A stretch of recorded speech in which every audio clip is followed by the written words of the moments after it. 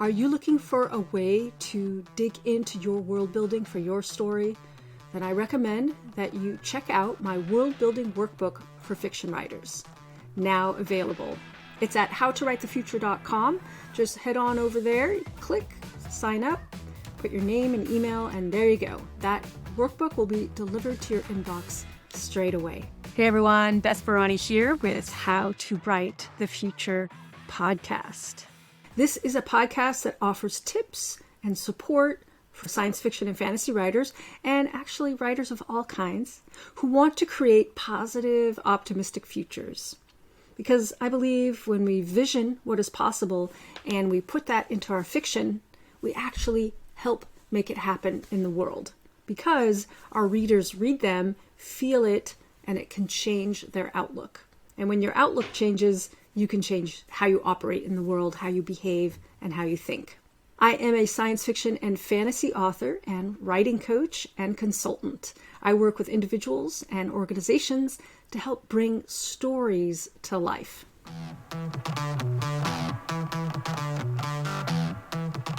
Welcome to a new mini-series featuring my interviews with entrepreneur coach, creativity energizer, and founder of the Innovation and Creativity Institute, Susie deVille.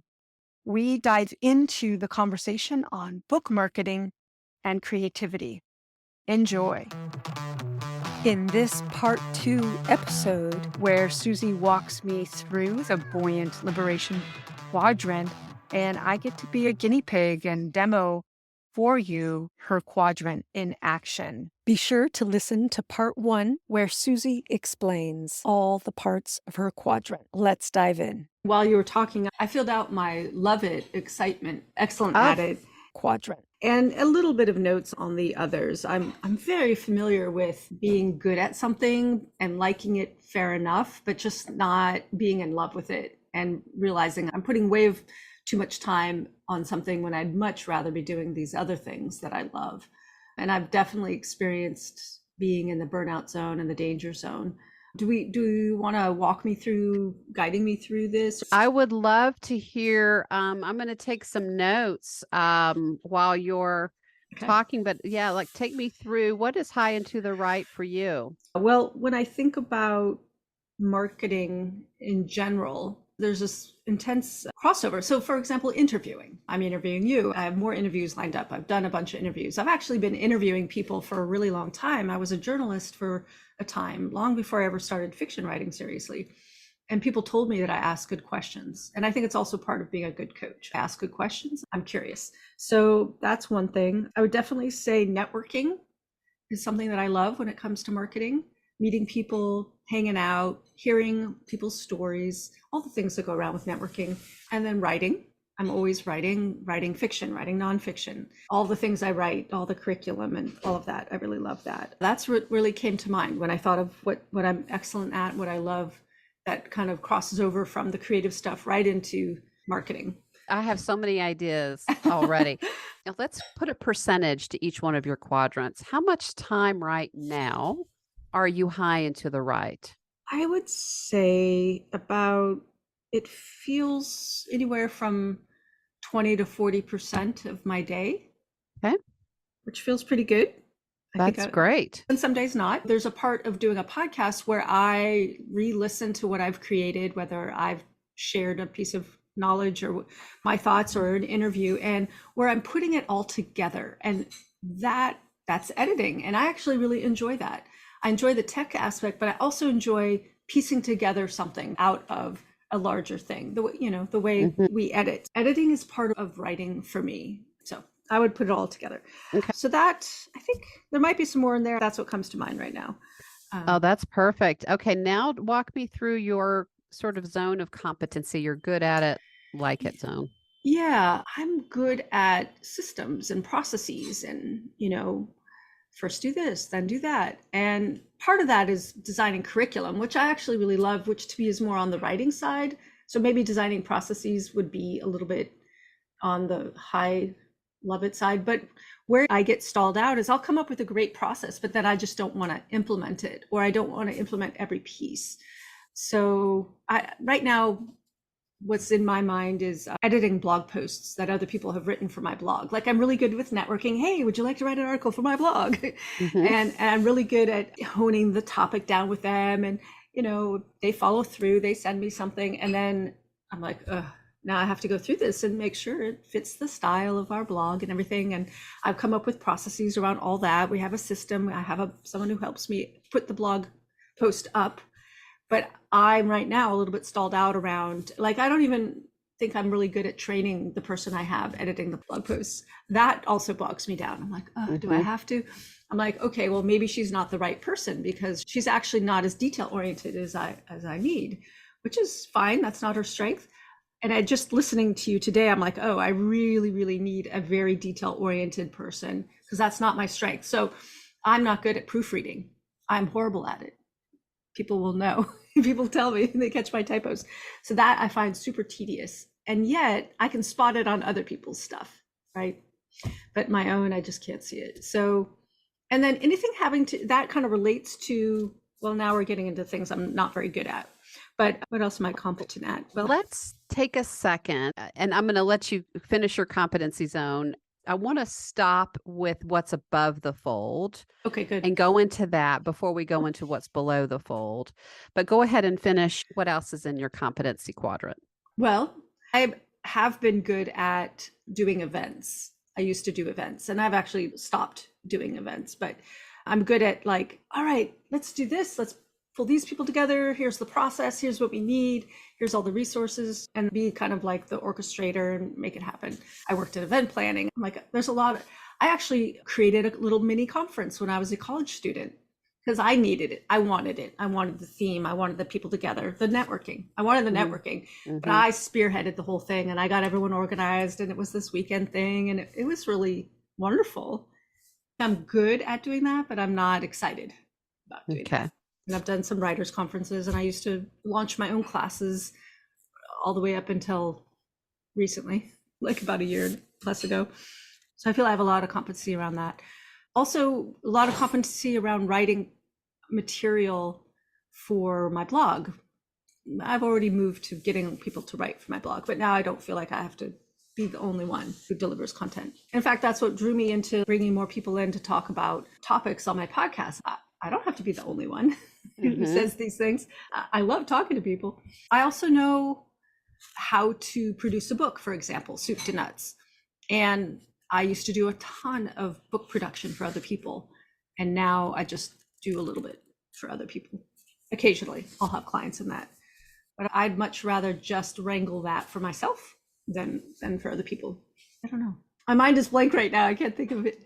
Other things. That's quite a lot. Well, I'd like to start with your high and to the right, because I think it's going to be very full as an illustration for not only you, but for everybody else who's either watching or listening to this. Because I want everyone to be thinking about this in terms of the framework of how I could potentially leverage what's high and to the right for me as a total win for my marketing. So Beth has writing, doing interviews, and she's got this juicy journalist background. She also loves networking and meeting people. So, and also great at editing. And she made a beautiful distinction between the process of doing that and not necessarily implementing certain parts of that. And I think it's important for us to understand that sometimes there's this hidden kernel inside a task that we think we love that maybe is a big fat drag. So proofreading, for example, came up in your other quadrant. And you have things about doing the newsletter that you enjoy, but then there's this editing piece and so forth. All of a sudden, that's no fun for Nemo.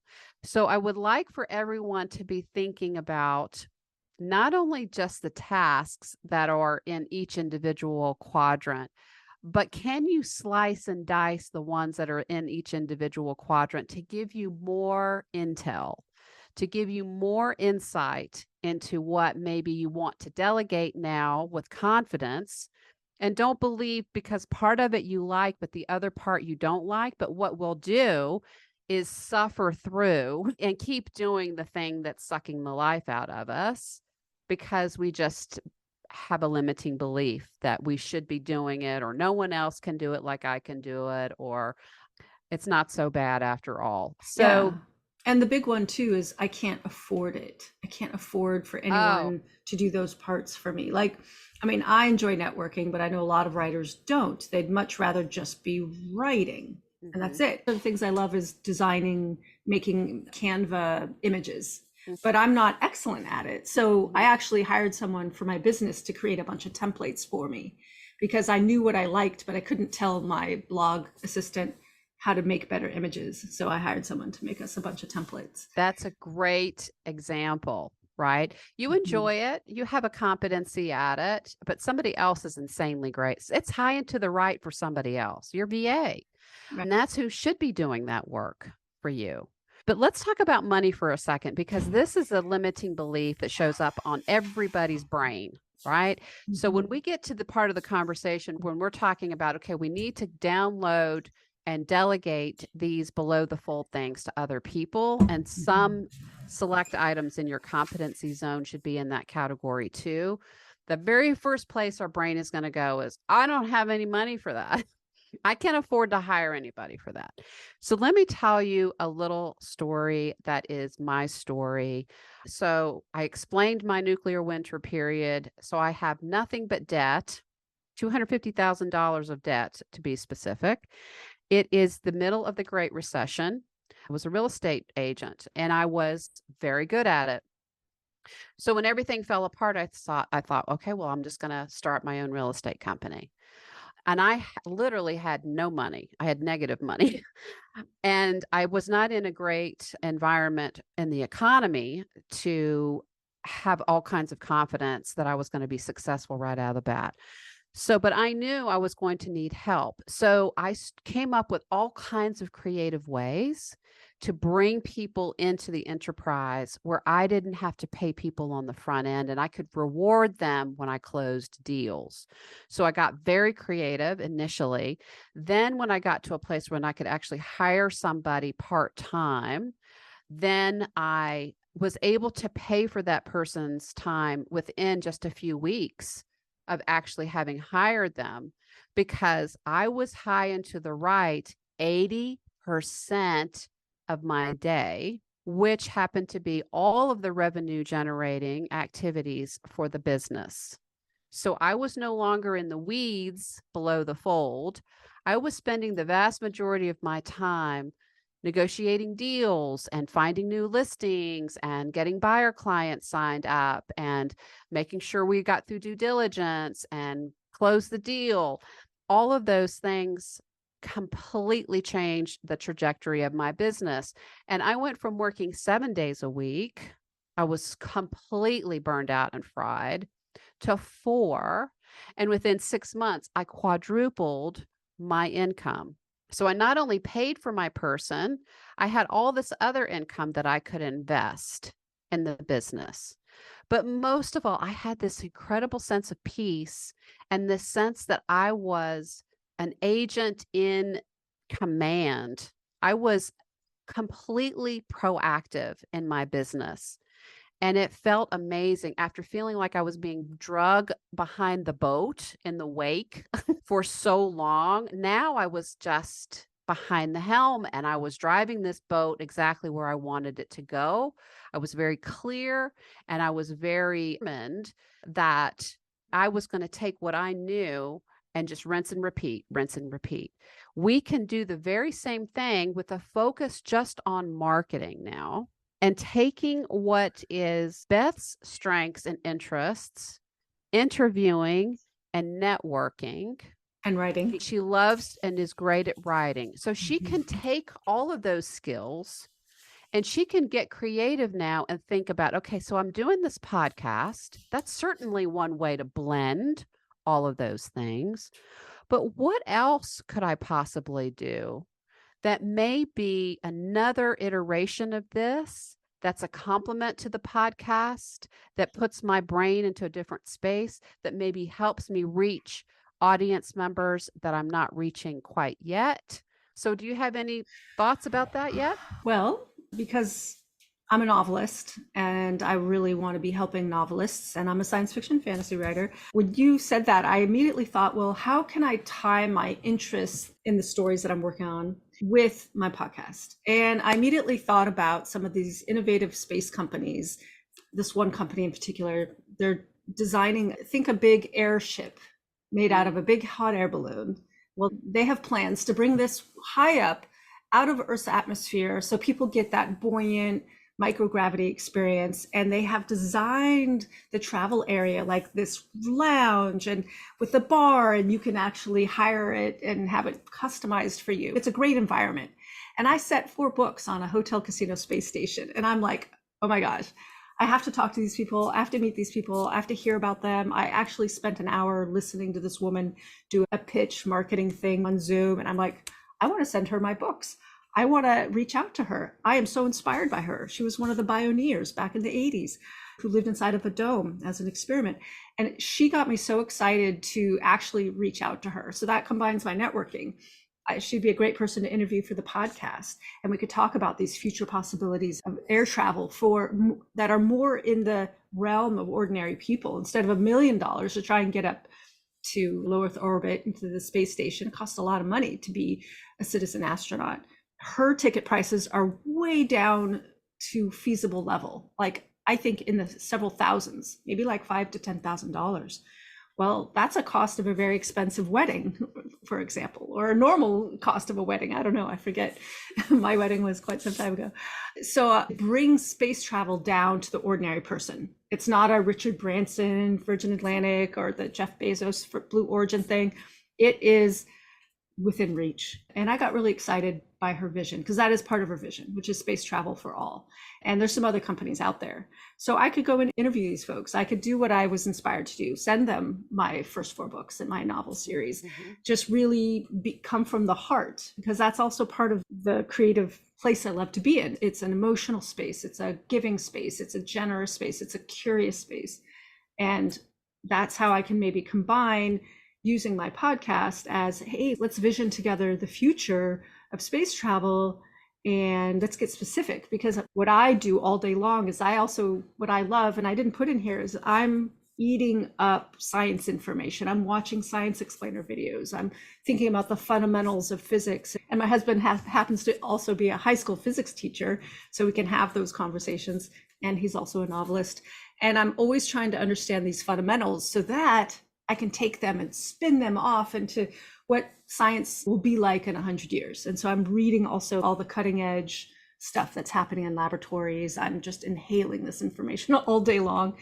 It's like I'm a junkie for information. And then I'm also diving into new discoveries from our historical past and our prehistorical past and Earth's past, and how did the universe come to be? And I'm constantly like curious about how is it that we even exist. When I listen to philosophers and mystics and people who have some really fascinating ideas. And then, what's going on in science right now? What's coming out of the laboratories that won't see market application for 10, 15, 20, 30 years? We don't know, like fusion, like nuclear fusion. If we could do nuclear fusion, build the materials for the fuel and build the rockets on the moon, we could get out to Jupiter and Saturn so much easier. People are working on these things right now. Governments are working on these things. So this is what feeds me as a storyteller, as a science fiction writer. And I want to point out, if it's not already very obvious to everyone who's either watching or listening to this, we can feel Beth's energy piercing through the universe as she speaks about all of these things that she absolutely adores. These are the things that bring her alive. These are also the things that will bring her marketing alive. She already has a great idea to somehow get her books into the hands of these folks who were doing affordable space travel. But here's what's interesting. So we have an idea perhaps of maybe who these people are. We have some demographics in mind. We have some psychographics in mind of who would want to take these kinds of journeys. You can think about some ideas like having a conversation with the owner of the enterprise. What would be of most service and support for you? This is important when we're thinking about our marketing now, not to come at it from what's in it for me first. We got to come at it from what's in it for the person we are seeking the collaboration with. What would be a giant win for that individual or that enterprise? And how can you then deliver it in a way that helps bring some visibility to your work? So let's say the person says, I would love to have gift bags or some really high-end swag bags for the people who take these flights as a thank you. Well, wouldn't it be nice to put a little bundle of 4 books into each one of those swag bags? And the person who is the owner of the company perhaps would agree to buy some things in bulk. You're getting your book purchases, which is wonderful, but perhaps more importantly, you're getting into the hands of some very special kinds of readers who are not only going to love the content of the books themselves, but are creating now a new kind of relationship with you as someone who is also interested in the same kinds of things that they are. So there's all of these really interesting kind of interlocking potential synchronicities. So I would like to encourage everyone to think about, okay, these things that bring me alive, that I'm absolutely passionate about, that I'm also insanely great at doing. I would do these things all day for free, actually. I love them so much. What is it that I can mine from that data and what I now know about myself in a much more clear way? And how can I make some creative ideas pop to the surface that I can use in some really interesting book marketing? Notice how we're not talking about Facebook ads. Notice how we're not talking about dancing on TikTok. Now, that may be high and to the right for you. It may be that TikTok is your jam, or book Twitter, or whatever those things are. By all means, lean into that if that is true for you. But what Beth and I have just uncovered together is something that is really interesting and different. And it has this sticky quality to it because she loves it so much. And she is already halfway down the field to figuring it out. I have discussed this briefly with some other folks, and they're like, find a specific person inside the company. So they're not doing these flights yet on these balloons, and who knows when they're going to. But I would imagine that this particular space balloon company is really excited, and the people who work for them are very excited. And people are readers. Through my networking ability, I could, in doing a little bit of research, I can find out a specific person to send my books to and just send them as a gift and a thank you for the work you're doing. I have a history of shipping books around the world to book reviewers. I'll ship my books to India. If someone raises their hand and shows me they're a book reviewer, I will send them my books. So I am excited by that gifting process. And I have about 5 or 6 companies that I have been connected to through my research of my first 4 novels, that I could also find specific people and ship my books to them as a thank you. I got to correspond with the guy who was the president of the International Space Elevator Association, because I have a space elevator in my story. So I corresponded and I brainstormed a little. I had a correspondence with someone in Colorado who runs a nonprofit around space who helped me out. A thank you, really, because they helped me out. They answered my questions. So that feels like something I could do easily, very, very easily. I'm having bookmarks made. They'll be ready soon. Put those in there. I hand sign them. People love that little personal touch. Oh, wonderful. Yeah. And I've done that. And I really, really love it. And it creates that kinesthetic connection. I can imagine people holding my book. I know what it's like to be a reader who's excited to get a signed book from an author who understands and loves what they love. So I love what you were saying too about like really think about what's in it for them. It may not be a now thing to do a gift bag for these space balloon passengers. That's a future thing, but maybe I can feature a space balloon in my novel, and what she wants is publicity. She wants people to know about her company, I'm sure. How can I, in addition to interviewing her on my podcast, how can I bring that even into my storytelling, which is totally possible? Not to do necessarily a product placement, but what we're doing is we're opening up imagination. We're getting more people to think about the possibility of this kind of travel. And that's what fiction is for. Fiction opens us up, right? Our hearts, our minds, our spirits. So that might be a longer term thing, but something I'm also very curious about is how can I collaborate with some of these companies on storytelling? Do they have storytelling needs that I could support them on? That's separate a little bit from the fiction writer. That now gets into my consulting side, and how can I bring my fiction writing skills to support what they're trying to do? So I see there's some crossover there that I haven't quite explored because I haven't had those conversations yet. Coming back to the fiction, there's something in there. The simple thing right now is sending books and sending bookmarks and as thank yous for how they have inspired me. Well, I would take a big piece of paper and do a mind map of your high and to the right quadrant and look at all of the associations and interlinking bubbles. As you map things out, you will get more and more ideas.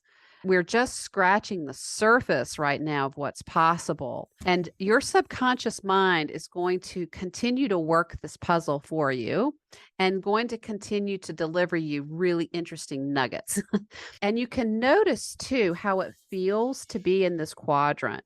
It's wide open. It's possibility. It's the absolute energetic state of what you love so much about being a futurist. It is this new frontier rather than, oh God, I've got to market like that. It couldn't be more different, right? And when you're in that zone of all of this juice, that's when the opportunities and the people and the chance encounters and the offers of support and these just incredible, speaking of networking, opportunities come to the fore. So for folks who are working on your high and to the right quadrants, after you have them written down, move everything into its own mind map so you can really drill down and get some even more interesting and deeper intuitive hits out of the process. Thank you so much, everyone, for listening to my podcast. Stay tuned for part 3 of my discussion with Susie, concluding next week. Your interest and feedback is so inspiring to me and helps me know that I'm helping you in some small way. So write long and prosper. Are you stuck and overwhelmed by world building? Then check out my new world building workbook for fiction writers. Head over to howtowritethefuture.com and sign up for yours today.